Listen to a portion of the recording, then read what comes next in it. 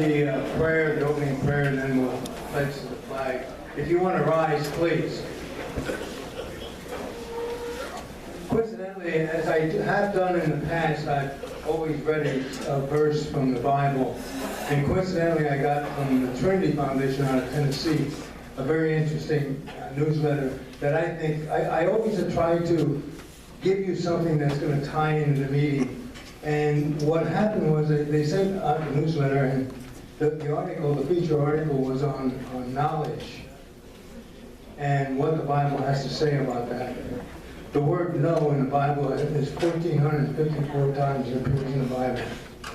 Judgment 674, wisdom 460, understanding 291. You can see that what he was trying to say there. And with that, I want to read a couple verses from Proverbs. Proverbs chapter 2.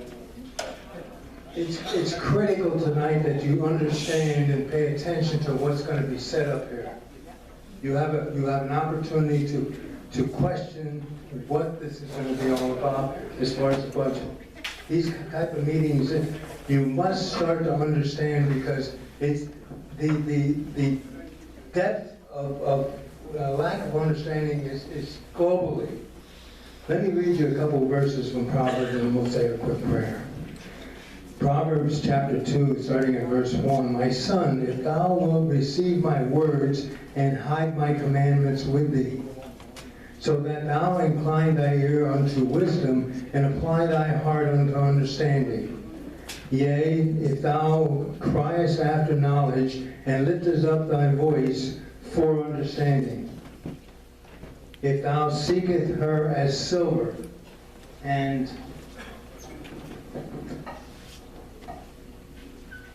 searchest for her as a hidden treasure, then thou shalt understand. I'm only at verse 5, and understand was there 3 times in the first 5 verses of Proverbs chapter 2. And fear of the Lord, understand the fear of the Lord, and find the knowledge of God. For the Lord giveth wisdom, out of the mouth cometh knowledge and understanding. That's the 4th or 5th time that's mentioned. I'll stop right there. Understand, if you don't understand what's said here tonight, it's critical that when you walk out the door and go home to your family and friends and acquaintances, you won't understand what's going on. Please, I beg you, as the presentations are being given, formulate your understanding and your questions. And don't hold back as far as looking stupid or not understanding. We're here to learn. The whole group of us are here to learn. Dear Heavenly Father, we thank you for this meeting. We do thank you for bringing us together, and we pray most desperately that you will give us understanding of both your Son, Jesus Christ, God in heaven, and the Bible, and that we may understand what is happening to us here in this country. Dear Lord, we do pray most earnestly that you give us understanding. And it's in Christ's name we pray. Amen. We'll salute the flag. I pledge allegiance to the flag of the United States of America and to the republic which stands one nation under God, indivisible, with liberty and justice for all.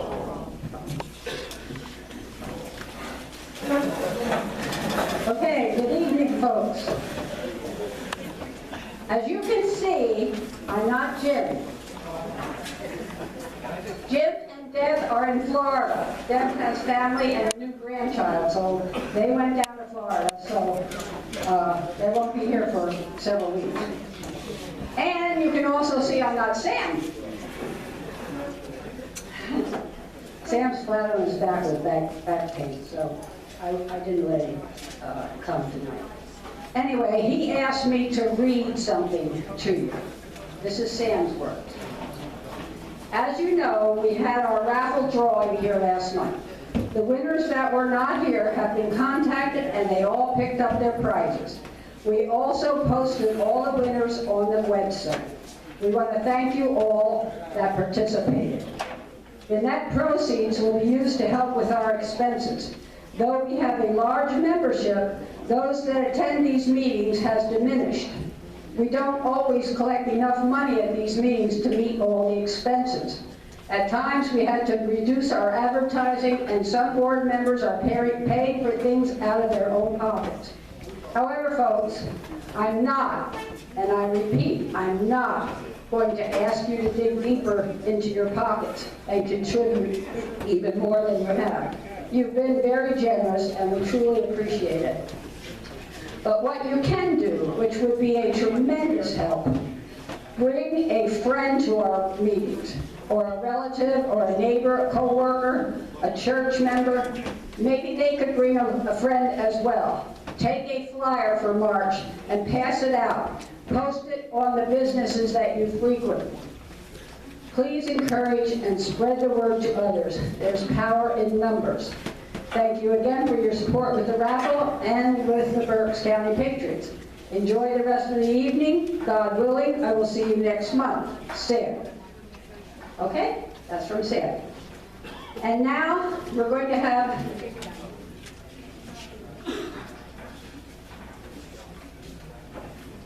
they didn't claim it. Linda, announce the winner. T-shirt. Oh, t-shirt. Oh, Shirley Moser, you won a t-shirt. And Karen Lundy. Is Karen Lundy here? I know Shirley is. Okay. You won a t-shirt. Okay. All right, moving right along. Education. Carol Gardecki.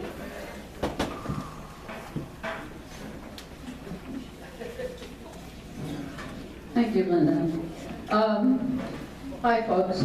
As promised last month, I told you that I was going to show two films, one on January 27th and the other on February 17th.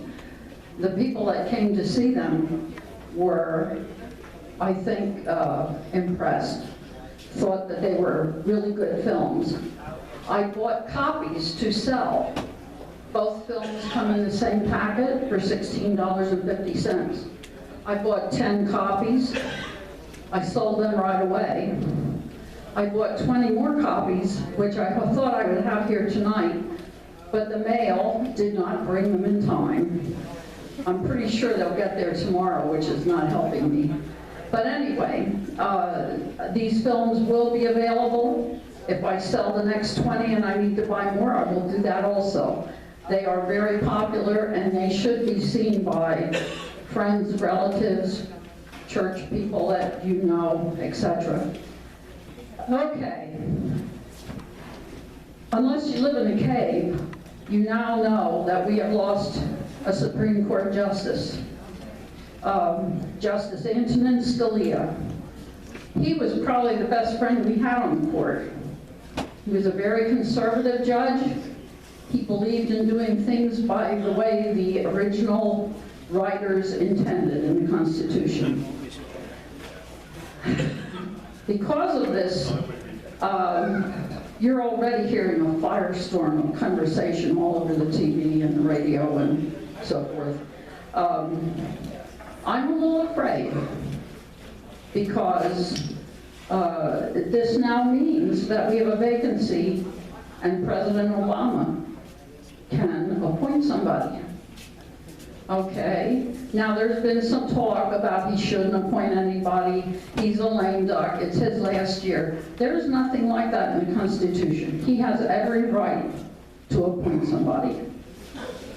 Okay, now let me tell you a couple things about the requirements. You know, to be a representative, you have to be 25 years old. To be a senator, you have to be 30. To be a president, you have to be 35. How old do you think you have to be a Supreme Court justice? You know, the Constitution never said. They placed no age limit. Not only that, you don't have to have been a judge to be appointed to the Supreme Court. You don't even have to be a lawyer. Though our founders were very explicit about the legislature and the president, they left a lot of wiggle room as far as the Supreme Court goes. So almost anybody can be a Supreme Court justice. Any one of us would qualify because there really are no qualifications. So this also gives the president quite a bit of room to pick people to be on the Supreme Court. Another thing the Constitution doesn't do is say how many should be on the Supreme Court. Have to check my notes here so I don't tell you the wrong thing.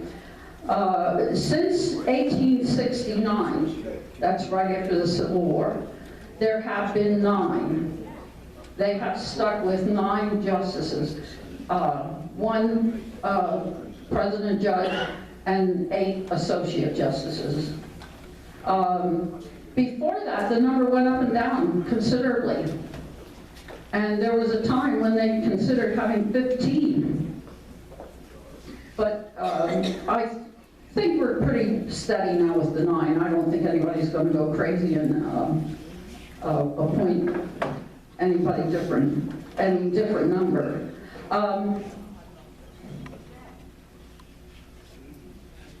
The judges are appointed for life as long as they have good behavior. That's what the Constitution says. The only way to get a justice off the court is by impeachment, just like the way you get rid of a president. There has only ever been 1 impeachment of a Supreme Court justice, and when it came to trial in front of the Senate, he was not found guilty. So we have had 2 presidents impeached, and both of them escaped being found guilty, and the one Supreme Court justice that was impeached was not found guilty. So it's pretty doubtful if we get a questionable judge that anything will happen to remove him. So we have to hope that a good choice is made. Now, this is the procedure. The president first chooses somebody, he nominates them. Then they will have hearings in front of the Senate Judiciary Committee. After the hearings, the committee votes to send it to the U.S. Senate for confirmation. It only takes a simple majority to confirm or reject. Now, if somebody threatens a filibuster, that could add the requirement that they need a supermajority of 60. But that only depends if somebody threatens a filibuster. There has already been talk about a filibuster. So we don't know what's going to happen. We don't know who he's going to nominate. I'm quite sure he's going to nominate somebody. The Senate does not have to approve. If it goes to the Senate, they usually are approved.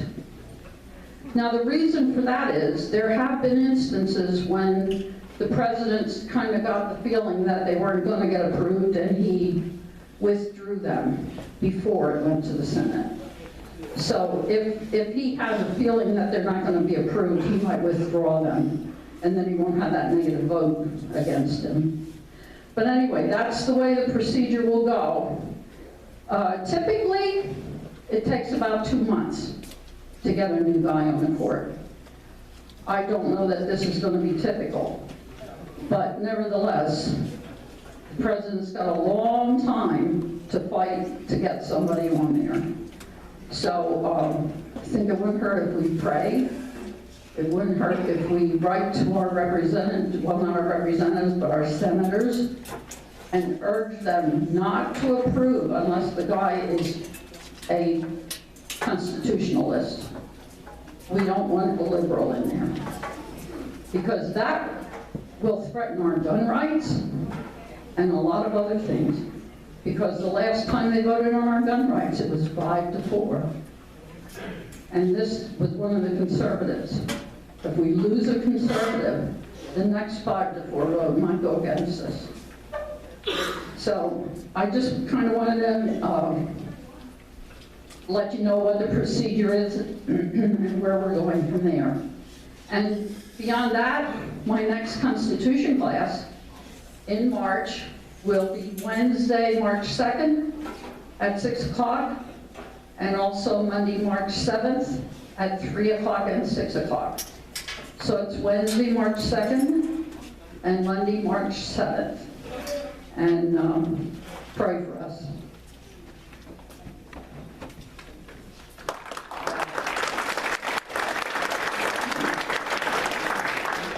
Okay, Judy's going to come up now and give us some reports on some upcoming events and some past events.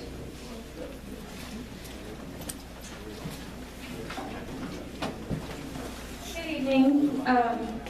Just want to tell you the Berks GOP is becoming very active in a lot of meetings and committees. There's a new person on the South Committee and she's here tonight, but they had a multicultural event the other evening at the Abe Lincoln and several speakers were there and a very nice crowd. If anyone's interested in becoming a member of any of the GOP committees, just see me and I'll pass your name on to others to invite you to the meetings. A short notice about there's going to be a rally to keep and bear arms Tuesday, May 24th at the Rotunda and stand up against the Obama wolf attacks on your right to bear arms. And Tony, I'm sorry, Andy should be here tonight. I think if you have any more information on that, Andy Panafino can give you more details. And if anyone's interested, the PLC, the Pennsylvania Leadership Conference, will be April 1st and 2nd this year. The main speaker is Judge Andrew Napolitano, Senator Scott Wagner, Steve Moore from Fox News, and a few other guests. There's some seminars, so if anyone's interested in getting more details on the price, or if you're going and we'll save a table if you want to sit with us, just see me and I'll give you more information on that. Thank you.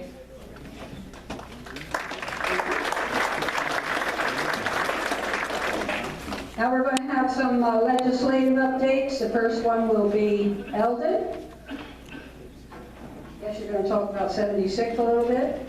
A little bit. She thinks she's giving me a hint. And is Dean here? Would you come up forward, Dean? There's a lot of things happening with 76. To put it blunt, it's far from dead. There is legislative committees forming a group of interested senators from both sides of the aisle to meet with the lobbyist organizations that are opposed to property tax elimination. This is going to be just a sit down in a smoky, cigar-filled room and have an open discussion and see where you can come up with common grounds. The time framing is probably the next month or two. There's also some other ground roots activity going on involving getting the veterans organized and so forth. So there's a lot of work being done. Dean here is going around the state, really cranking up senators, and he'll tell you more about what he's doing. And personally, I am embarrassed by how little support he gets from the Patriots, including myself. So if any of you can get out to support Dean, I really encourage you. Dean, let's hear for what you're doing. Thank you, Eldon. And I got to rebut what you just said, Eldon, right off the bat. I got to thank the Berks County Patriots. I know you have very high expectations, but Eldon, I would venture to say that if it would not have been for the Berks County Patriots, we wouldn't be in a position that we're in right now. We are in a great position. We are applying pressure. We have gotten so much support from the Berks Patriots. I can't tell you what it means, both financially and people coming out in support of us. And I know what Eldon's saying. He always wants to see more, and certainly we do want to see more help.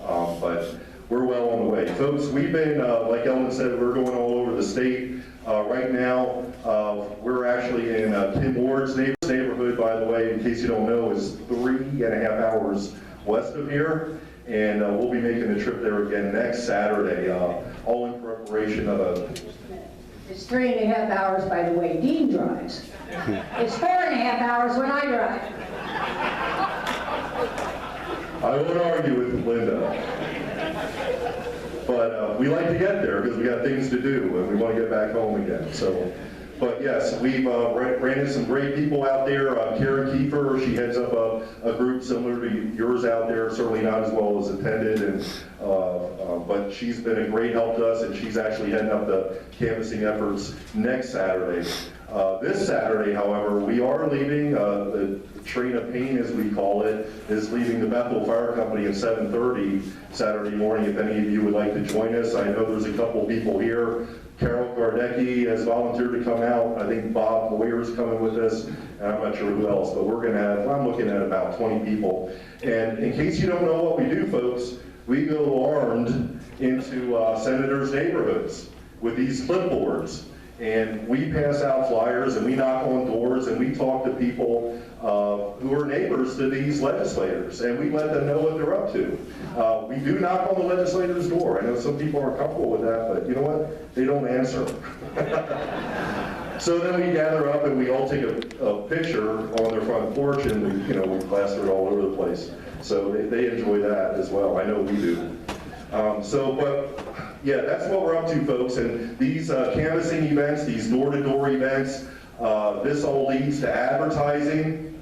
We're getting ready to run, what do you think, Ron? $4,000 or $5,000 worth of newspaper ads out in Greensburg, inviting people out to a town hall meeting, letting people know that their Senator Kim Ward betrayed us, and basically she lied to us. And in fact, a week before the bill was voted on, she peeled off. She had been a sponsor for over 3 years, campaigned on 76, and folks, that's what we do. We hold people accountable. We're not going to accept what they do when they run for cover for their special interests. You know, it's campaign season because they're looking for hundreds of thousands of dollars again to run for election. Well, we're going to expose that everywhere we find it. Right now, we're fighting for 76. That doesn't mean we won't look elsewhere. But so today, this month, we're looking at Kim Ward's district, Senator Blake's district up around the Scranton area, and we're going to expose them for what they did. We're going to educate people on 76, because you know what? A lot of people outside Berks County still have not heard about this bill, and that may be the most important thing that we do. On top of that, once again, we lead up to newspaper advertisements, direct mailers, and this all leads up to a town hall event where we're looking for our Vice President, Ron Holtz, does a wonderful presentation in place of David Bollinger right now. And so we thank you for this opportunity to share, Eldon. Thank you very much. And I want to thank the Berks County Patriots for all the support you guys have given us over the last couple years. I'll just mention one more thing. We have flyers in the back printed up that includes 7 area businesses that have committed at least $50 a month to contribute to our campaign fighting these crony legislators. They're area businesses. Pick up a flyer on the way out if you haven't got one, but these are great businesses who are putting their money where their mouth is, and we thank them very much for it. And thank you, Berks County Patriots. Thank you, Dave.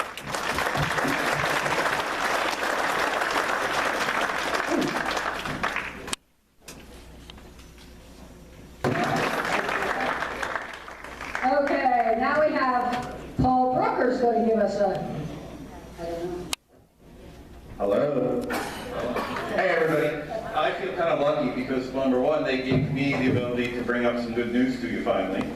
Number two, as a CPA and a tax person, this time of year, based on current laws, I usually don't get to give that much good news.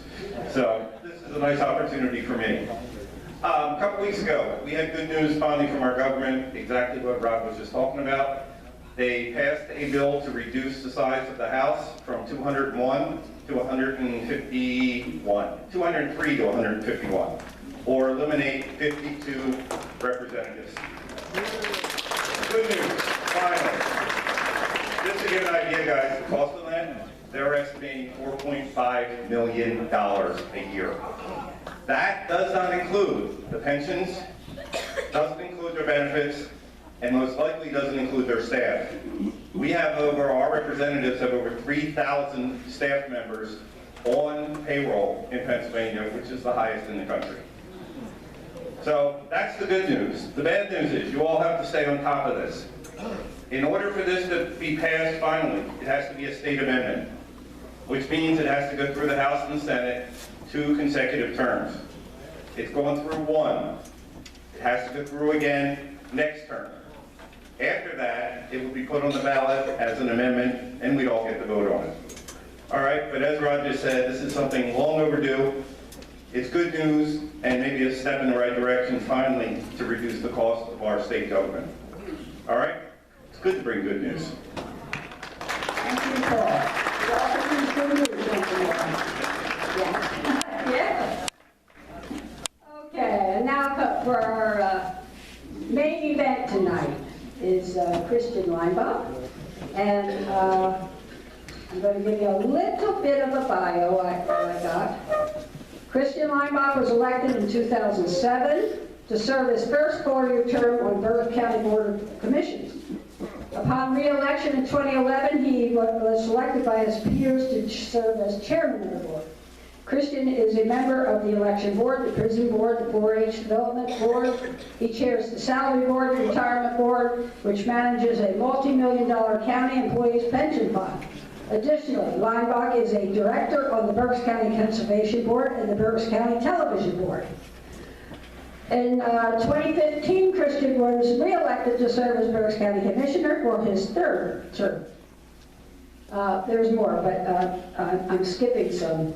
Prior to becoming a commissioner, Leinbach was vice president of agency services of a global marketing firm. He and his wife Jennifer, along with their family, reside in a log home that they built themselves in Tilden Township near the base of the beautiful Blue Mountains and the historic Appalachian Trail.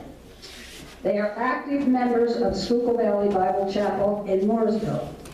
Christian enjoys hiking, gardening, softball, volleyball, bluegrass music, biographies, and classic music. Movies, especially westerns. Spaghetti westerns, too? Spaghetti westerns? Italian westerns, they are. Okay. He credits his passionate desire to preserve freedom and the free enterprise system to a trip behind the Iron Curtain to visit relatives in 1979. Let's welcome Christian.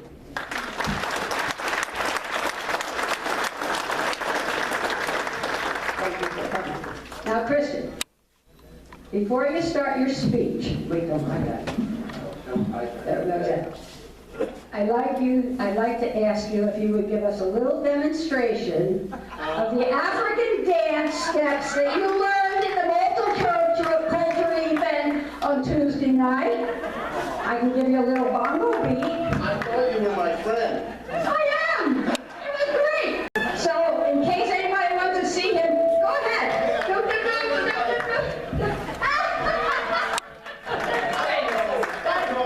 That's great. Thank you.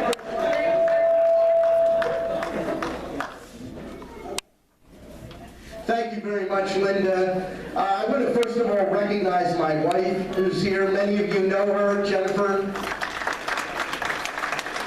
And I also want to recognize Dale Durr. A lot of you know Dale Durr, retired Air Force. He is head of our Berks County Veterans Affairs Department. He's in the back. He has a table and all kinds of information.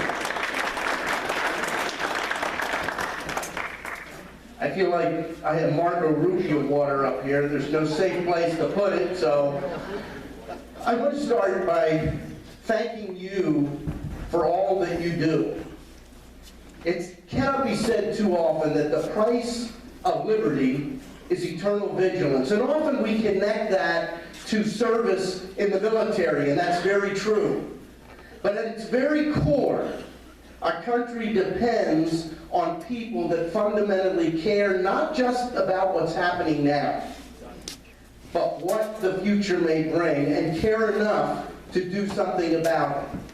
You've been doing that since the Berks County Patriots first met a number of years ago here in this building, and I thank you for it. I also want to thank you for the opportunity to be here this evening to address issues that most people either aren't aware of, or if they are, they don't understand how they impact each of us, often every day.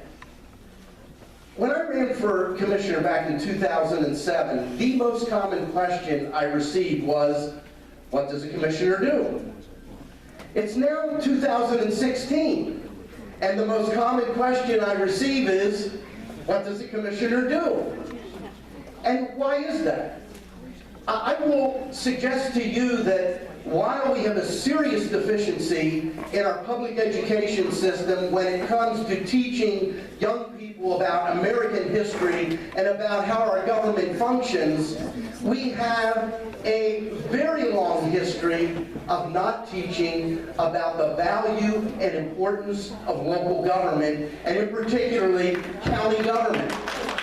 Now, how can I prove very simply how important county government is? Look at the county budget. Now I'm going to give you a piece of history over the last 8 years. When I took office in 2008, the budget we inherited was $532 million. The budget this year is $465 million. We've never been close to the $532 million since, because I believe the #1 job of any government at any level is fiscal responsibility, because if your fiscal house isn't in order, at some point, nothing else matters. Really. At some point, it's the debt, it's the financial crisis that drives everything in Harrisburg. And it's the debt and the financial crisis that drives everything in Washington, D.C. So that is first. But when you look at the $465 million budget, it's always telling where that money is spent and where the money comes from. We get annually in property tax, county property tax only, $136 million. If you do the math, that's just under 30%, 29-point-something% of our total budget. So the question is, where's the other money come from and what is it for? It's overwhelmingly state and federal money to execute various state and federal programs at the local level. We rely heavily on the dollars that come from Harrisburg and Washington to do a variety of tasks. And we're not talking about welfare. Welfare is a federal and state program. I'm talking about a lot of other areas: transportation, aging services, children and youth services, etc. That's why, and I'm going to quickly go through some topics and leave time for questions. Where's Rod? You're all the way in the back there. How am I supposed to see you? You're supposed to tell me when I have 15 minutes left. Because okay. The first thing I want to talk about is the broken budget process in Harrisburg. Now, when you look at the budget, let's also look at school districts, municipalities, county government. We do not have the option of not passing a balanced budget on time. Year after year, we pass the balanced budget on time. It's very troubling to me that July 1 goes by and it's no big deal. Carl's going to do the mic. Okay. September 1 goes by and it's no big deal. In fact, we stand here today without a 2015-16 budget. Oh, we have significant parts of it in place. But what does it mean to you as a taxpayer? What does it mean to county government? Now first, let me make something plain so any legislator understands that I understand this key point. The budget process at the state level is far more complicated than the budget process at the county, municipal, or school district level. We have one body that debates, deliberates, and ultimately votes on the budget. Your school board, your township supervisors, or township commissioners, or your city council and mayor, they would have 2. And the county, you have to be able to count to 2. If you get 2 commissioners to agree, you pass the budget. So I acknowledge that this process is far more complicated. What you have is 3 equal but separate groups. And I'm not talking about the division of government, but the Senate has their say, the House has their say, and the governor has his say. Now the governor, in my opinion, has made an enormous mistake. He has assumed that he has some kind of a mandate because he got elected statewide by a significant margin, and that gives him the right to dictate to the other two bodies in the process. And that simply isn't the case. But mistake number one, Governor Wolf is the first governor in over 40 years to receive a budget and veto the entire thing.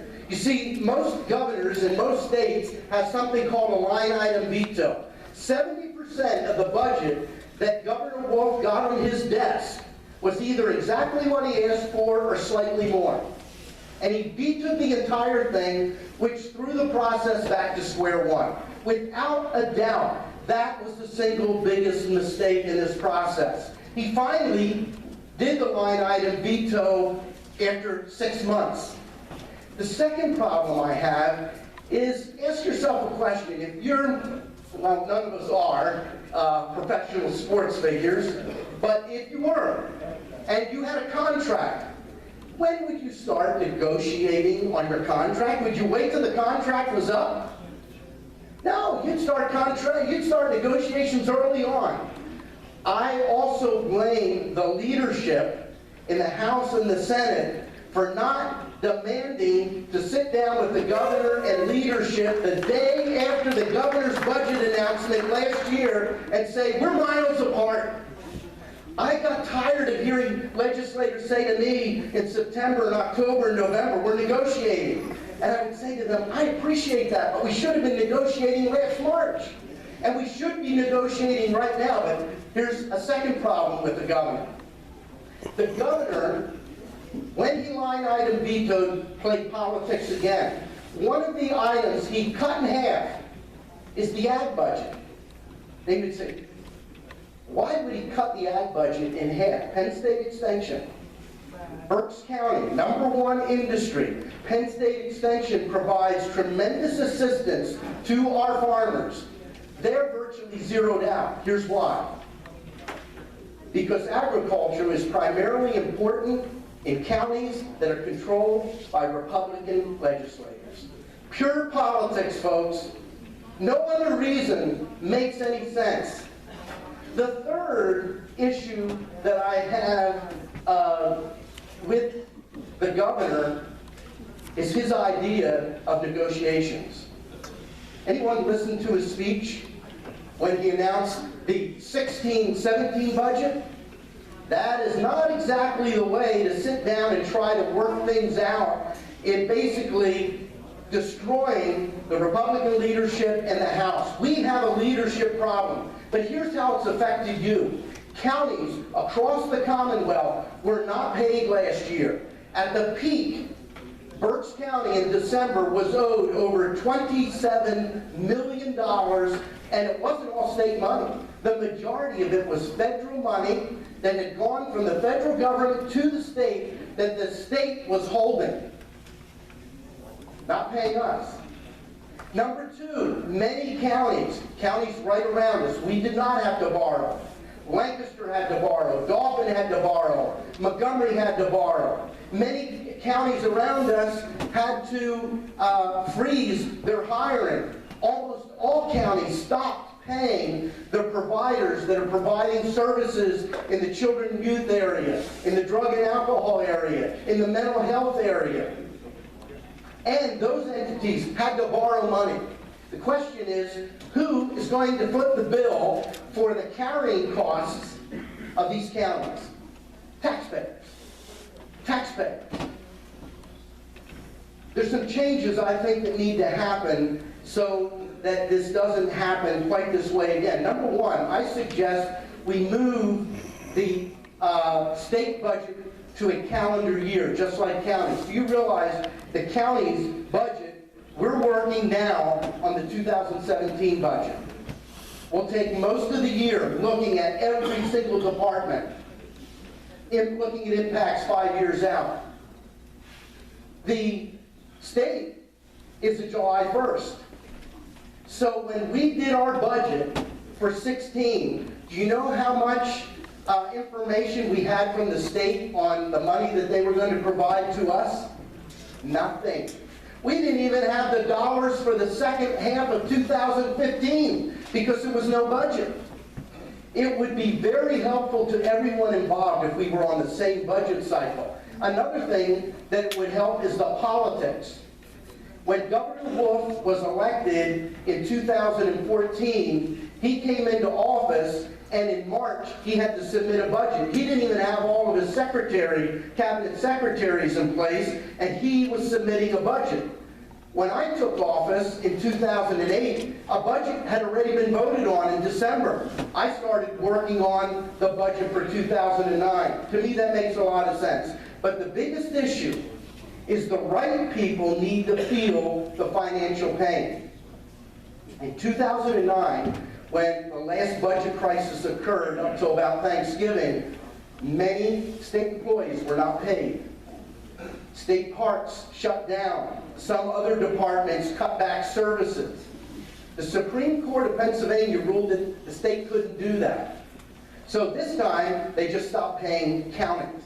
I suggest that if the legislature and the governor miss the July 1st deadline, we have a law in place that says the governor, the cabinet secretaries, and the legislators do not get paid their salary. They don't get any expenses paid until they pass and ratify a real budget. That's a poor job. Number 2, a major issue that we have been fighting at the state level with the County Commissioners Association, and the County Commissioners Association is Democrat and Republican. You would be amazed how important the prevailing wage issue is to counties, to schools, to municipalities. The prevailing wage law was passed in 1962, and it basically said that any public works project of $25,000 or greater had to use something called prevailing wage. Basically, it is the prevailing union wage in an area. Does anyone know how many times that threshold has been increased since 1962? 0. 0.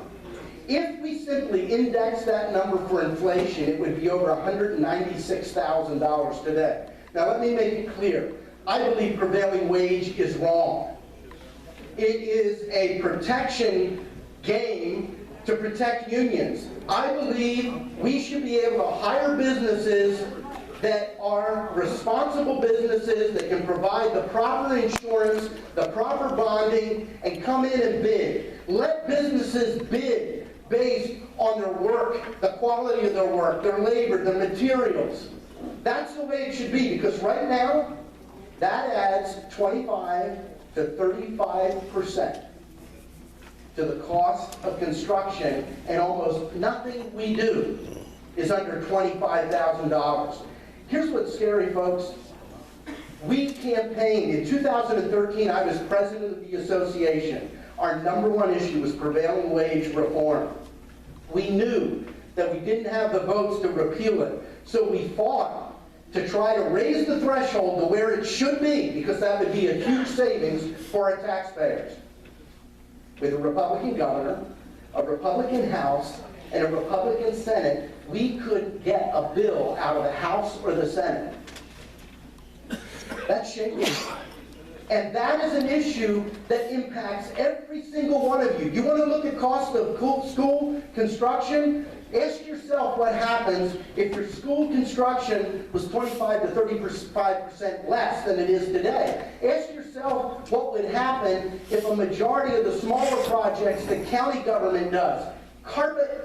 3 years ago, we had to do a carpet project. Not only did it raise the cost because we had to use prevailing wage because it was over $25,000, we had one of the major local carpet companies decline because prevailing wage is not just about rates, it's also about cumbersome paperwork that many people look as traps by the Department of Labor and Industry. We need fundamental change. Third, 2015. we saw the beginning of roughly 20-plus laws that have become known as the Sandusky laws. Now, let me make something clear. What happened in the case of Jerry Sandusky and what he did to children is horrific. It's unconscionable. But folks, I'm very tired of politicians that every time they hear about a problem, the answer is another law. We have too many laws in this country. And I will tell you, the Sandusky laws, in my opinion, while well-intentioned, they didn't talk to county government when they put these laws in place. They didn't ask, what impact will this have on county government? I don't even think they really thought through, would this stop Jerry Sandusky? Because here's what it means. In Berks County, we started measuring the impact right away. What impact? And when you have questions, if you want more detail, I can give it to you. But here's the bottom line. In 2015, our caseload in Children and Youth Services increased by 38%, directly attributable to this. Number two, guess what? You talk to our legislators and they will tell you we hate unfunded mandates from Washington, D.C. But they get sent to us all the time, and the Sandusky laws did not provide one dime to county government. It's cost us over $2 million. We did not make new hires right away. We made our departments prove that this was a real increase and it was a long-term increase. By the end of the year, we had hired 7 new people, 5 caseworkers exclusively to deal with the increase, and 2 new county detectives in our sex abuse unit just to deal with the increase. Look, I am not against protecting children. And I've heard that from some legislators that have heard me talk about this. That's not what it's about. I want to protect children. But a couple of weeks ago, I had a family in my office that got caught in the bigger, broader Sandusky net. A farm family from here in Berks County, where tragically a young father ran over a child with the mower. The child was alive and doing very well. He was in my office, a little boy. The state police investigated immediately. They ruled it was an accident. Our district attorney investigated immediately and ruled it was an accident. But because of the new language in the Sandusky laws, our Children and Youth Department ruled that he was a threat to children and should not be able to be with his children the rest of their childhood alone. And they appealed. If they hadn't appealed, he would be dealing with that. He won on appeal. That net is too big. We need to look at the results. It's not enough to say, I passed the bill to deal with the issue. Thirdly, criminal degree. How many people in the county jail, about 1,100 people are there, do you believe are in the county jail and are there because they've been convicted of a crime? What percentage? Here's the numbers. What? 20%? These are people that are convicted. Here's the number. 40% of the people in the county jail are there because they're convicted. 60% are waiting for trial. 60%. The number is 58% nationwide. Probably one of the areas that have been changed the most has to do with our criminal justice system. And it's not because I'm soft on crime. I've come to the realization that if you're poor, if you're mentally challenged, or you have limited educational attainment ability, it's difficult to get a fair break in our justice system. You want me to tell you about it? I can talk about it because I've watched some of these hearings, and what I've seen happen to people would never happen to me. But people should be placed in jail awaiting trial based on what? Risk. What? Risk. Risk. Now, if somebody's committed a horrific crime, I'm one of those people, no bail. Put them behind the bars, protect the rest of us from those people that are serious criminals. But it's no longer based on risk in this country. It's based on wealth. So you can have somebody that has committed a small crime. They get a $10,000 bail. They have to pay 10%. They've got a choice to go to the loan shark bail company or go to jail.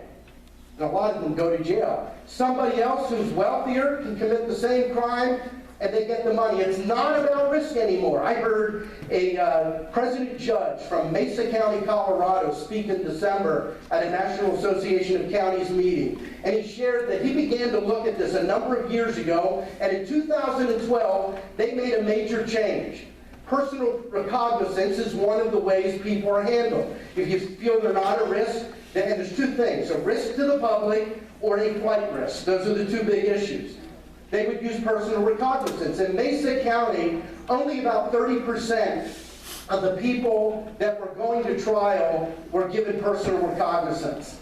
And this president judge said, wait a minute. We've got people in jail because they can't make bail, not because they're a flight risk, not because they're a risk to the community. That's wrong. And as president judge, he changed the rules. From 2012 to 2015, they went from 30% of the people going out on personal recognizance to 59%. They also tracked, and they had been tracking, the number of people that are going to trial that show up for trial. The number was 80% in 2012. What do you think it was in 2015? It was 80%. It was unchanged. Here's the last point. There are a lot of things in criminal justice reform. The county spends of $136 million in property tax.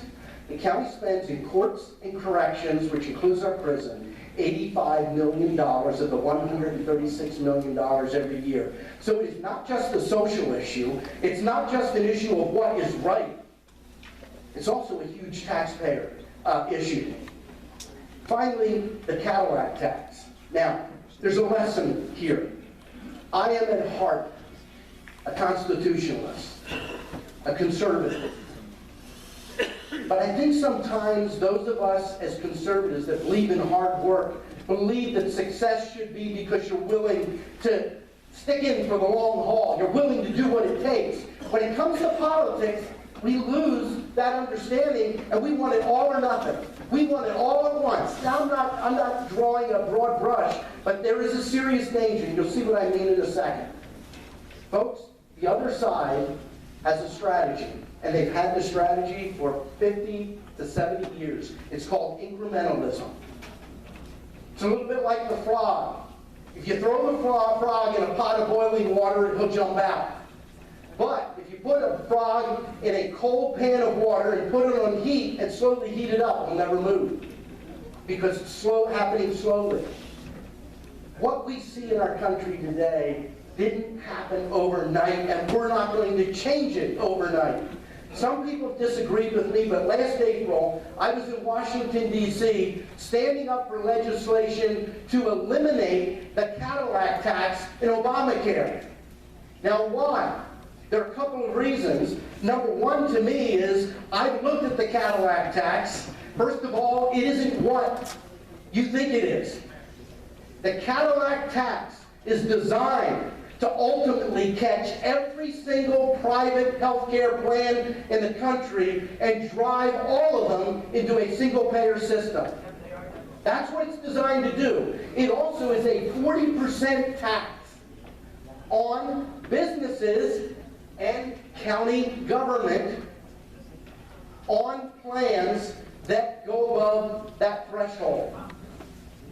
I believe we need to do whatever we can to gut Obamacare. But right now, as long as President Obama is in office, he is not going to allow us or sign a bill that says we're eliminating Obamacare.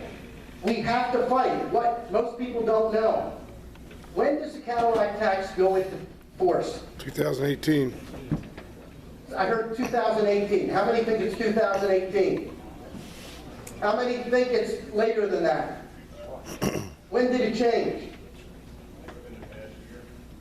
It changed at the end of last year. Now, in spite of what you think about the spending bill that was passed at the end of the year or towards the end of the year with John Boehner, one of the things buried in that was to put off the Cadillac tax for 2 more years, which I believe will give a Republican president an opportunity to kill the whole thing. But we need to stand up. I stood up at the Capitol steps with a Democratic congressman, a Republican congresswoman from Nevada, with some union leaders speaking out against the Cadillac tax. We need to stand up for what we believe in.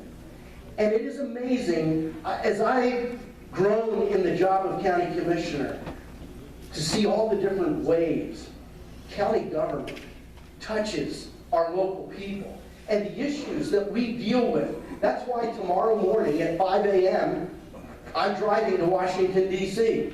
for the National Association of Counties annual legislative conference.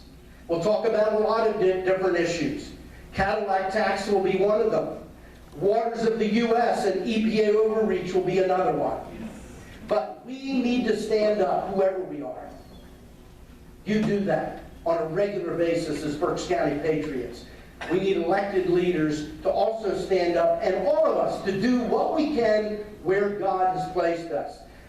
Before I give some closing comments, where's Rod again? 15 minutes, is that where we're at? Let's take some questions. I would ask one question, if you could. Try to stick on these issues for county government. Otherwise, we can get far afield on a lot of other issues, and I'd rather stick on county government if we can. Question?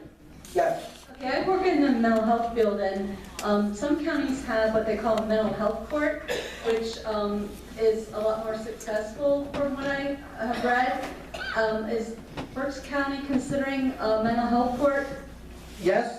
We already have diversionary courts for drug and alcohol. We have a veterans court, and what that means, you have a veteran or you have somebody who the underlying issue is drug and alcohol. There are options to prison. Again, they save the county money, and they're more likely to deal with the underlying issue. Mental health is becoming an enormous issue. We have one entire wing of the county jail filled with people who the issue is mental health.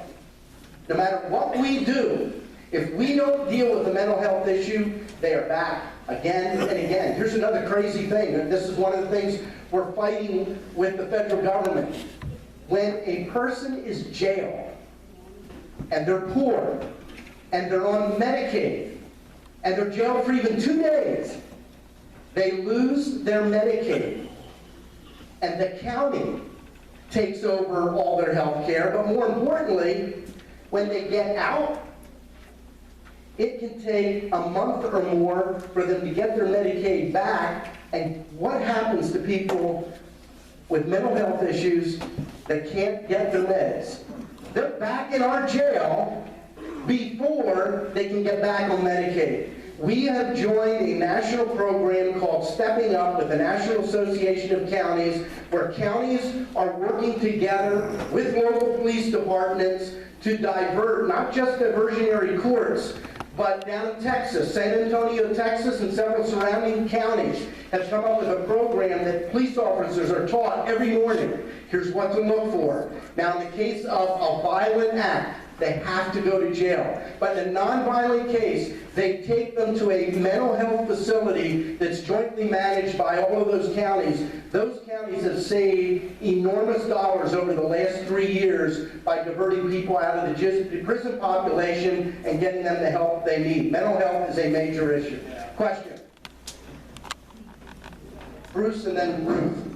Christian, it's my understanding that the county is housing some illegal aliens is it in Wernersville, at the county facility in Wernersville? Could you give us an update on that, what's going on there? We do not house illegal aliens, and since I've been here, we've not, and the years prior, as far as I know, we have not. That facility is under the federal direction, and it is for people who are claiming asylum. It's different than people that have come here illegally. They have to, by law, have a federal hearing, and the court has to determine, do they have a legitimate claim for asylum or not? My understanding is right before I became a commissioner in 2008, the primary population was, what do you think? No, ethnicity. No, Chinese. In the last number of years, it's turned primarily Latino, but it depends where the hot spots are that people are coming from. But that's what that facility is. It's known as the Berks County Residential Center, but it does not house illegal aliens. It cannot. Ruth was next, and then I think 1, 2, and 3 is what I saw. What's that? Well, I said Ruth after Bruce. Sorry about that. What can be done if the state is holding up federal money to the county?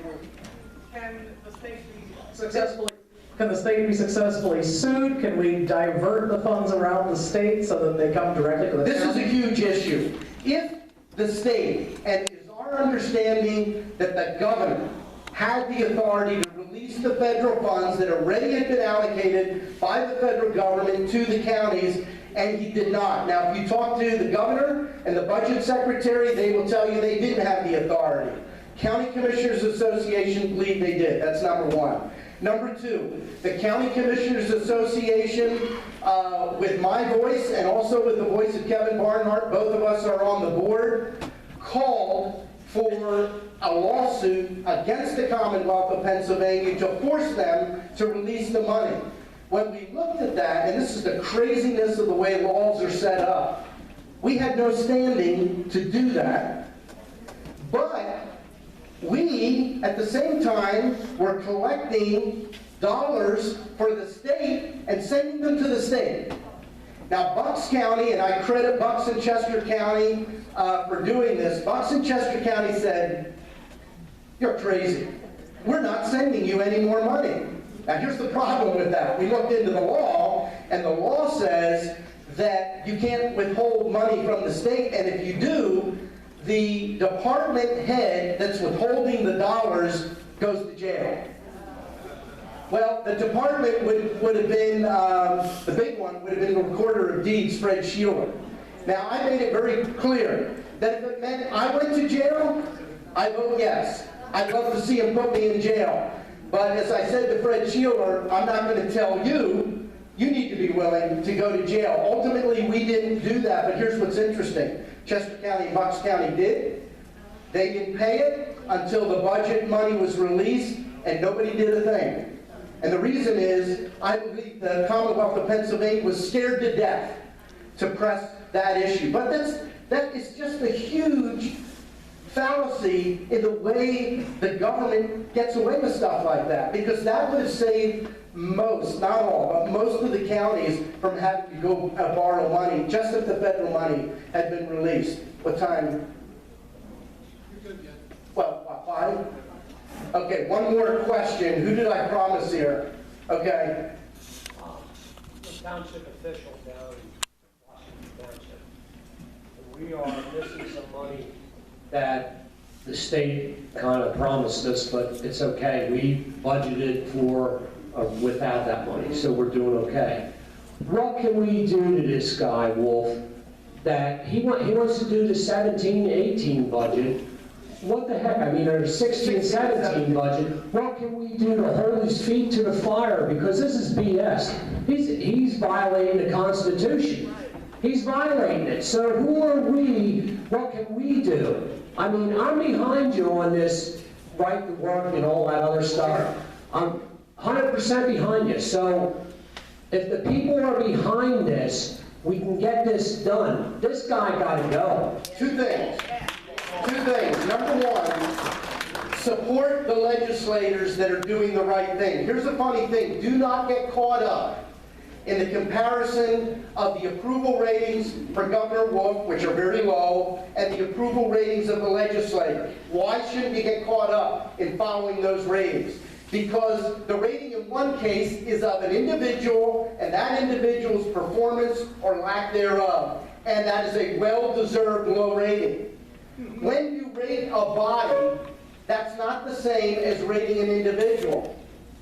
And the legislature, a lot of people look at the legislature and say the whole thing. Well, number one, if you're not in the majority, you have very little voice in what the House or the Senate does. And if you're not in leadership, you have very little say in what is done. You need to look at the individual legislators, and we have a number of them here in Berks County that have stood up and said no to these insane taxes and yes to controlling the growth of government and dealing with the spending issues. Number two, I believe you need to come out and strongly, courageously, but kindly. And when I say kindly, I'm not talking about wimp. But let's not be jerks like many other people. Let's stand up. Let's give the facts. Let's say why we believe this kind of budgeting is wrong and this kind of strategy is wrong. That's what I believe we need to do. We need to go after the governor based on the fallacy of his position, and we need to stand up for the legislators that are doing the right thing. Let me conclude. I'll take one more. Okay, I see your hand. Go ahead. Right over here. He's going to bring a mic. When you were running for office, I mentioned that. Yes. I will tell you something. You got the illegal aliens here, right? Right. You got the welfare department here, right? These people that work for money, they work their hearts out. I came here in 1952 from Athens, and I got a scumbag politician, my cousin. He ruined the whole country. And he's a scumbag, period. Okay? They're all scumbags. And I'm telling you right now, I'm a Donald Trump boy. I was in New York at the Price Club, 7 weeks ago. Now I will tell you something, you're all gonna go. It's time for you to stop playing games with the people's lives. We had enough of it. And I'm gonna tell you something, we're gonna have a revolution in this country. I came here. Just wait, let me answer. I agree with you. One of the things that I had to learn as an elected official, I'm 56, I'll be 57 on March the 1st. I'm 71. You're older and more experienced than I am, but I spent the majority of my life working in the private sector.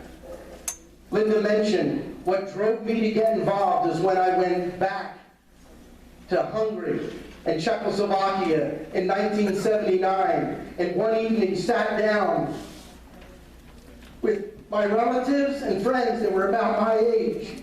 And I talked to them what it was like to live in America. I didn't have a phone. I had a stack of photographs. And I showed them pictures. And partway through the evening, and I spoke through my aunt. I didn't speak the language. They didn't speak English. They asked me, what do you mean? You keep talking about freedom. We don't know what you mean. I tried to explain, and I couldn't. You know why? Those young people were all born after World War II. All they knew was communism. That's all they knew. And I realized somebody trying to explain freedom to somebody who's never experienced it would be like trying to explain air to somebody who's never breathed it. To defend freedom in this country so that my children and my grandchildren never grew up in a country where they didn't understand what freedom was. And when I became an elected official, one of the first things I forgot was I didn't trust politicians. That's one of the reasons I ran. And I would get frustrated when people like yourself would get angry with me. No, I'm not angry. No, I understand, but yes, I had people get angry with me. And I finally said, that's okay. I don't trust government. I need to put myself back in the seat of the people that are there, and they're tired of being lied to. They're tired of empty promises. 40 years ago, and I'll close with this, 40 years ago, I was 17 years old. I can remember, sorry, I'm emotional, I can remember sitting in the basement watching a television screen, watching Ronald Reagan. I wanted Ronald Reagan to be the president in 1976. What did I know? I was a young kid. I hadn't been to Hungary and Czechoslovakia yet, but I knew enough from my parents and relatives that America could be great again. And it wasn't in 1976. Other than celebrating the 200th anniversary of our country, we weren't a great country. And I remember something Ronald Reagan said that stuck with me. He said, When I was governor of California, we had a watchword. When the government becomes we, instead of they, the people, then we've been here too long. I've never forgotten that. Because it is the people of America that are what make America great, not the politicians. It's the business people. It's the business people that create meaningful jobs, not the politicians. The politicians are not dictators. They don't get a mandate. They're elected by voters, and they're obligated to represent voters. And when they no longer represent the voters, it's time to vote those elected officials out of office and put somebody there that will represent them. At the end of the day, the answer is that people understand that the power of America rests with the people. That the authority of our government rests in the Constitution. And then the words of Benjamin Franklin, when they were in the midst of the Constitutional Convention, he said this. He said, "Sirs, I have lived a long time. And the longer I live, the more convincing proofs I see of this fact that God governs in the affairs of men. And if a sparrow cannot fall to the ground without his notice, is it probable that an empire can rise without his aid?" We're at a point in America and in Pennsylvania and here in Berks County where we need to call on the grace and mercy of God to help us bring back our country, not for our sake, but for our children and our grandchildren. God bless you and God bless America.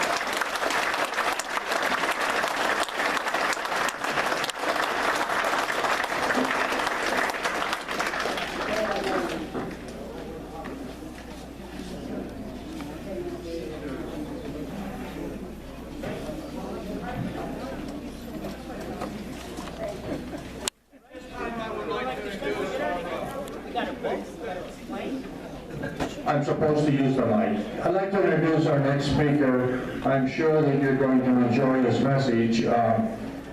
Jim Smith is a longtime Patriot. He is with the Smith Law Group, and he's one of us. I won't take any more of his time. So Jim, it's all yours. Yeah, we'll move that over to the end. Is that good for you, Jim?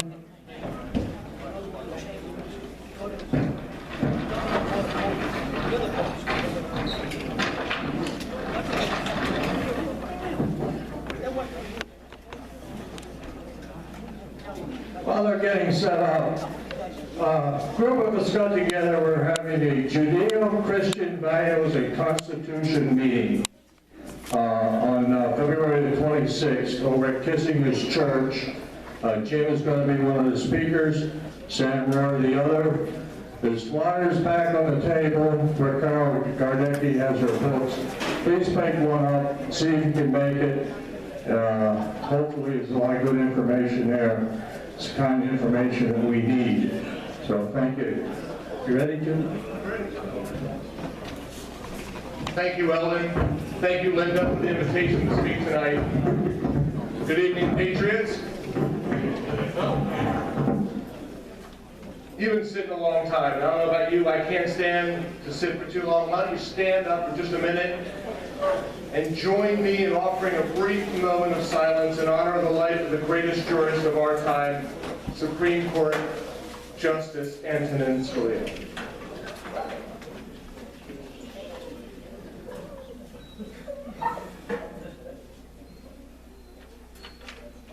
Thank you. Be seated.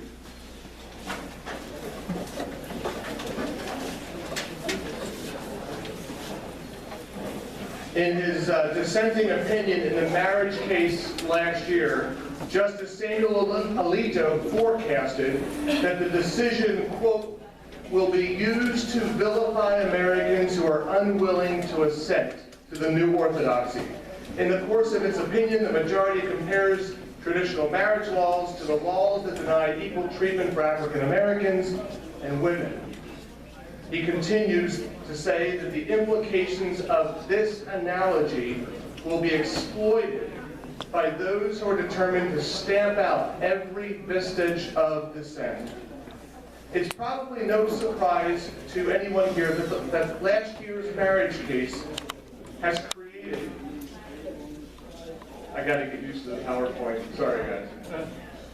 It's probably no surprise to anyone here that last year's marriage case has created a new legal tension between one man's religious liberty, grounded in the explicit text of the First Amendment, and another man's sexual liberty, found floating somewhere alongside the right to privacy among the penumbras and emanations of the Constitution. Progressives have consistently objected to attempts to have the two. Need some light. That's not going to help me because I wrote out my speech. We need some light. There we go. We need some light, can't videotape it. There we go. Progressives have consistently objected to attempts to have the two rights, sexual liberty, religious liberty, coexist, giving preference every time to sexual liberty over religious freedom. In 2006, a reporter named Maggie Gallagher interviewed this woman, Shai Feldblum, a Georgetown law professor who would later be appointed by President Obama as a commissioner to the EEOC, the Equal Employment Opportunity Commission. Ms. Gallagher, the reporter, she reported that, quote, when push comes to shove, when religious liberty and sexual liberty conflict, Feldblum admits, quote, I am having a hard time coming up with any case in which religious liberty should win. Sexual liberty should win in most cases. There can be a conflict between religious liberty and sexual liberty, but in most all cases, the sexual liberty should win because that's the only way that the dignity of gay people can be affirmed in any realistic manner. That is a commissioner with the United States Equal Employment Opportunity Commission. The latest and most troubling battlefield in this war of competing rights exists in SOGI legislation that is creeping into states across our nation and is on Pennsylvania's doorstep. So what is SOGI legislation? In Pennsylvania, it's House Bill 1510 and Senate Bill 974. Bills co-sponsored by 3 Berks County legislators, Representatives Caltagirone and Rossi, and Senator Judy Schwenk. Not just supported, co-sponsored. The bills are cleverly named and intentionally named the Fairness Act. But area Republicans, I know, call them the bathroom bill. These bills propose to offer special protections to those claiming discrimination based on their sexual orientation, gender identification, or gender expression. So, although they are named the Fairness Act, they legislate intolerance like no other piece of legislation that I've seen in my lifetime. You may have heard about the damage that's been done in other jurisdictions where SOGIs have been enacted. Meet Ellen Huguenin. She's the owner of Elaine Huguenin, owner of Elaine Photography in New Mexico. Elaine is a photographer who declined to shoot the same-sex union ceremony in New Mexico and was fined. The decision was affirmed by the New Mexico Supreme Court. Meet Jack Phillips. He's the owner of Masterpiece Cake Shop in Colorado. Jack was a baker who offered to make cakes for same-sex couples but declined to celebrate their then illegal union by creating a wedding cake for the event. He was sued and lost at the Colorado Court of Appeals, so he has stopped making wedding cakes altogether. Meet Baronelle Stutzman, owner of Arlene's Flowers in the state of Washington. Baronelle is a florist who knew and served her customer, Rob Ingersoll, for years. But declined to do an arrangement for his wedding to his same-sex partner. She lost at trial and was ordered to pay a $1,000 fine. The case is currently pending on appeal. Meet Melissa Klein, owner of Sweet Cakes by Melissa in Oregon. Melissa was fined $135,000 for turning away a lesbian wedding despite offering other services to the lesbian couple. I didn't misspeak. I said $135,000. This case is currently on appeal. Meet Blaine Adamson, owner of Hands On Originals T-shirt company in Kentucky. Blaine was sued and fined for declining to make gay pride shirts for a gay pride festival. This case is still in court. Meet Donald and Evelyn Knapp. This has got to be the cutest couple in the whole world. You go on the ADF's website, look up ADF and then /ADF.com, Alliance Defending Freedom.com/conscience, and you'll see the story of Donald and Evelyn Knapp. They own the Hitching Post Wedding Chapel in Idaho. Donald and Evelyn, they're both ordained ministers, and they both own the wedding chapel. They were prosecuted by an anti-discrimination commission in Idaho for refusing to host a same-sex wedding. Fortunately for them, after intense public outcry, the city reversed its position, but the ordinance that they were prosecuted under remains on the books to this day. The LGBT movement frequently compares these folks to the segregationists of the 1950s, refusing to serve gays and lesbians because they're gay and lesbian. But this is a gross and I believe an intentional mischaracterization of the facts. Every one of these individuals was willing to serve or already had served customers in the gay and lesbian community. Where they drew the line was in refusing to commit their talents to foster a celebration that violated their sincerely held religious beliefs. So it's really more like forcing an African American to bake cupcakes for a KKK rally, or forcing a Jewish baker to bake bake a cake celebrating a neo-Nazi group, or forcing a Muslim baker to bake a cartoon cake of Muhammad, or forcing a Jewish or Muslim caterer to provide ham for a wedding reception.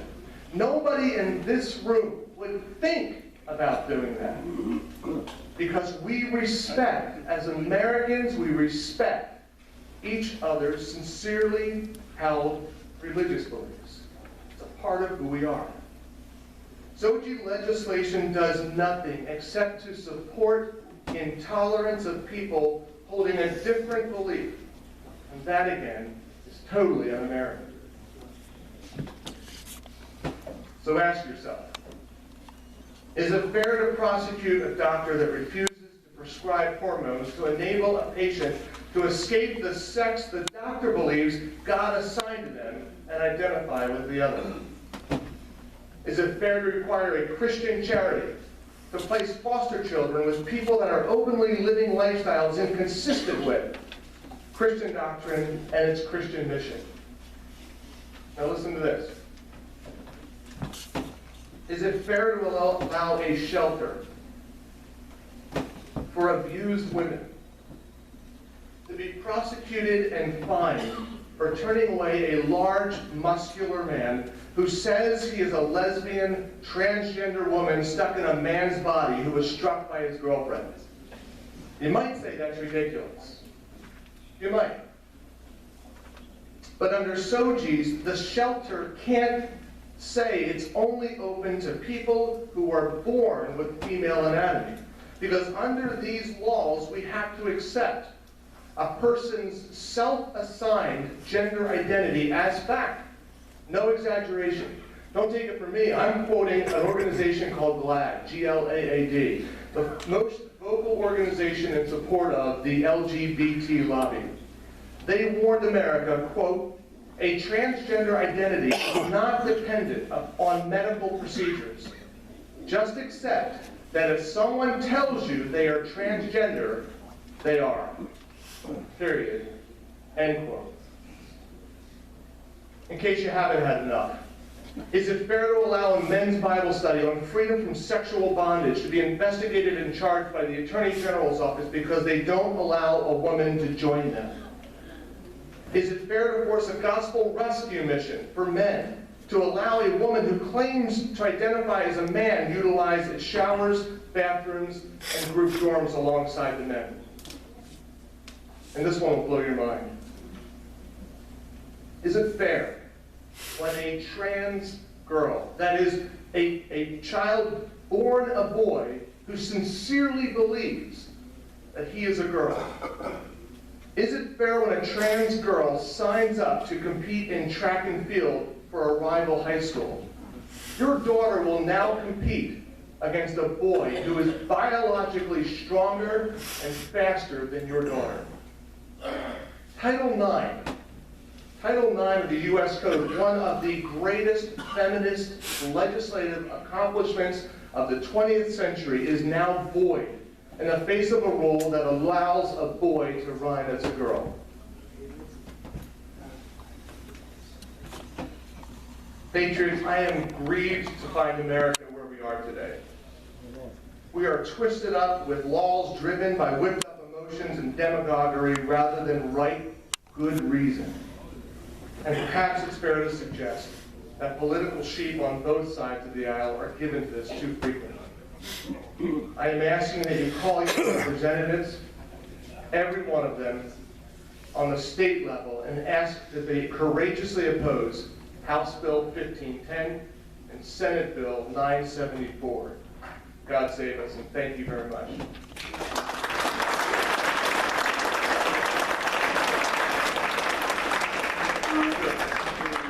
Anybody have any questions?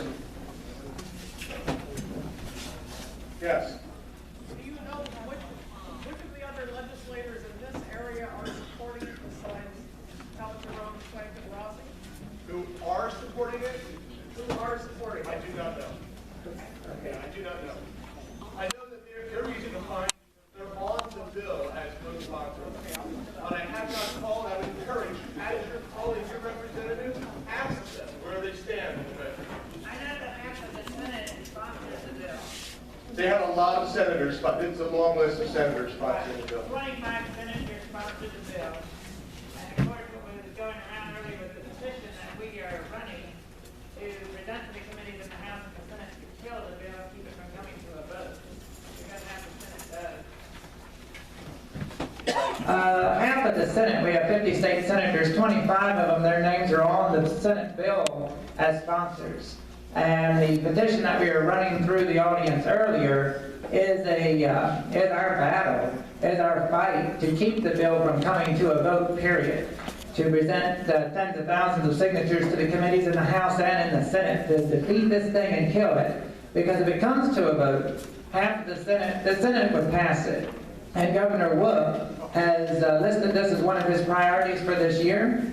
And I do know that there are homosexual activist groups from other states pouring money into the state to try to force this out. Yeah, you're correct.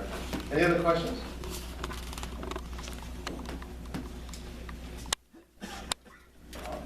I'm sorry, somebody's in the back. Yep. Yeah, I'd like to point out the fact that we are past the age of reason and logic. Somebody better start bringing in the Bible in a higher authority, because reason and logic cannot get it.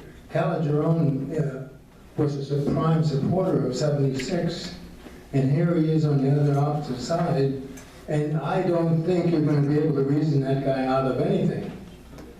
Thank you. On that, respond to that statement, but I brought with me two quotes that are important, I think, to the question that you raised. To understand the danger in this thinking that's at the heart of the SOGI legislation bill, I think we can either consider Alexander Hamilton's comments in the Federalist Papers #1, or you can go as recent as Justice Alito's dissenting opinion in the marriage case last year. Either one fits just fine. Alexander Hamilton said, "Dangerous ambition more often lurks behind the specious mask of zeal for the rights of people than under the forbidden appearance of zeal for the firmness and efficiency of government. History will teach us that the former, zeal for the rights of people, has been found a much more certain road to the introduction of despotism than the latter. And that of those men who have overturned the liberties of republics, the greatest number have begun their career by paying obsequious court to the people, commencing demagogues and ending tyrants." And funny, Alito said this in his dissenting opinion, and I never realized that it was saying the same thing as Alexander Hamilton 240 years ago. He says, "A lesson that some will take from today's marriage decision is that preaching about the proper method of interpreting the Constitution or the virtues of judicial self-restraint and humility cannot compete with the temptation to achieve what is viewed as a noble end by any practicable means." And we find ourselves in a scary place today. Call your representatives, call your senator. If you're in Berks County, call Senator Judy Schwenk and let you know where you stand on these two bills. And thank you very much for your hearing.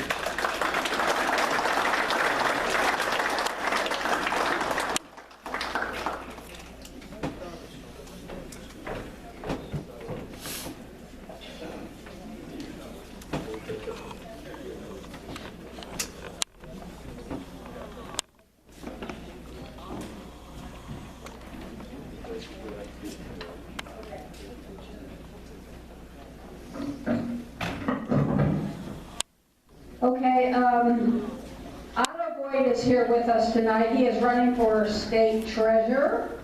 He has requested some time to speak, so you may have your 5 minutes or you get the Take 3. I'll take 3. The topic I'm going to talk about tonight will take 3 minutes and is extremely important. Like many of you, we had joined the military and went off to war to fight our enemies abroad. I'm running for state treasurer to now fight our enemies from within. Typically, you think of the treasurer's role as just somebody who counts the money and pays the bills. It's another row office, but I'm here to tell you this is the most important treasurer's race in at least the last 50 years, and why do I say that? Governor Wolf and a current treasurer who got his position, his name is Tim Reese, he got his position after the then treasurer Rob McCord was indicted on abuses of power, resigned, and the current governor appointed an independent. They are colluding to make payments which are unconstitutional and illegal. When the legislature, and I think all of us need to call our legislature and say, keep up the good work, no taxes, keep the fight going, okay, until the end, and we can win this. Keep calling them, keep showing them our support. The governor then vetoed at least $6 billion of the budget. However, he instructed the treasurer to say, that's okay. Just keep making the payments. I was quoted in the Pittsburgh Post-Gazette, even though I'm from Muhlenberg. Had I been the treasurer, the answer is no. Okay. N-O, 2 words, it's illegal and it's unconstitutional. Find somebody else to be your patsy. It's not going to happen. The legislature and the governor have to agree via a budget. When they agree and it's signed, the treasurer then is authorized to make the payments, whether he likes it or not. Okay. But now, it really doesn't matter. The governor can do whatever he wants because he has a treasurer that'll do his bidding, make payments. What are we going to do? Senator Corman, who's the majority leader, is considering taking legal action. Yes, it'll take some time, but it doesn't matter. I say we do it, and I'm supporting it, and I'm coming out for it, because we need to stop this. How else would you know this is going on without me standing in front of you and saying, hey, this is going on? Okay. This is why, okay, the gentleman, okay, I think he left from Athens. Okay, God bless you. All of us need to stand up and say enough is enough. Let's fix what's going on. Let's get good people in. I'm a former military officer, and integrity is the watchword. So, thank you. I'll be back next month on candidates night to speak some more, but I wanted to bring this to your attention and what's going on. Thank you.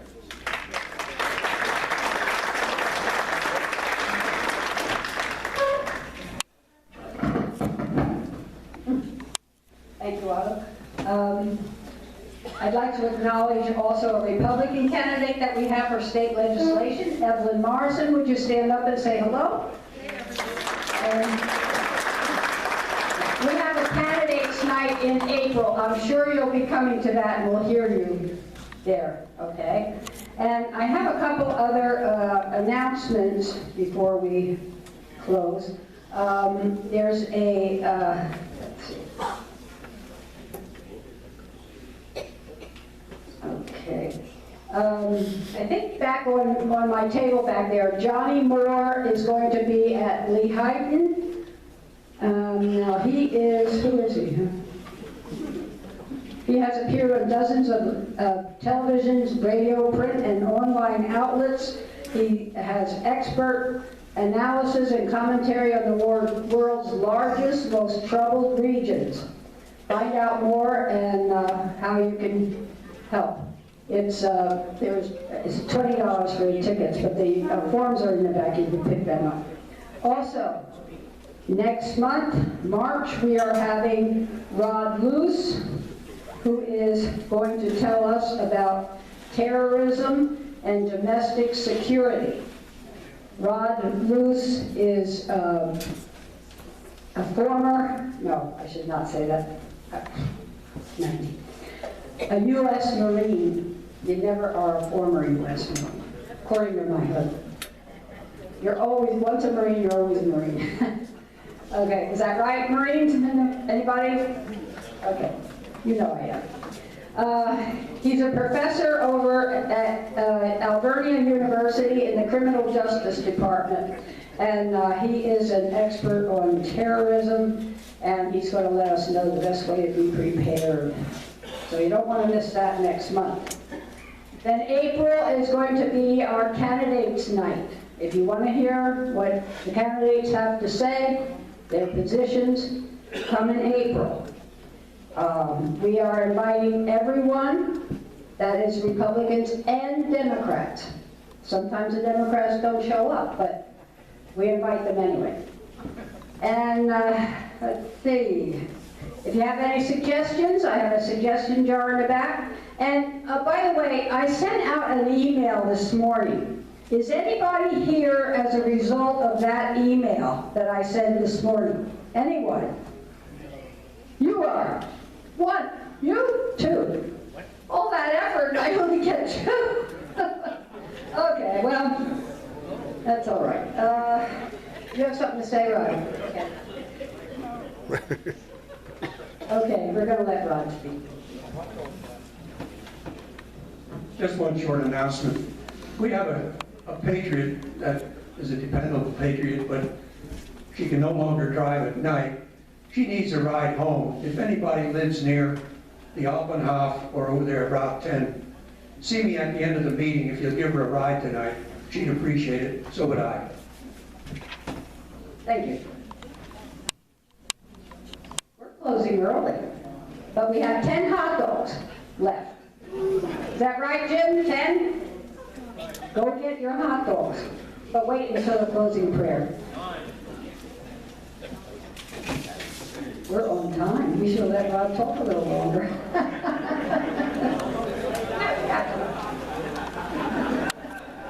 I have to walk those steps. You do too. Shall we all rise to be dismissed?